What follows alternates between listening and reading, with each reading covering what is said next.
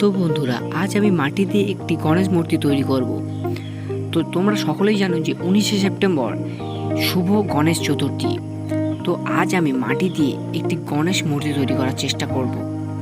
তো ভিডিওটি তোমাদের যদি ভালো লেগে থাকে তবে অবশ্যই একটি লাইক করে চ্যানেলটি সাবস্ক্রাইব করে দিও এবং ভিডিওটি কেমন হয়েছে তাও কমেন্টে লিখতে ভুলো না। আর নেক্সট ভিডিও তোমরা কী নিয়ে দেখতে চাও তাও কমেন্ট করে জানিয়ে দিও।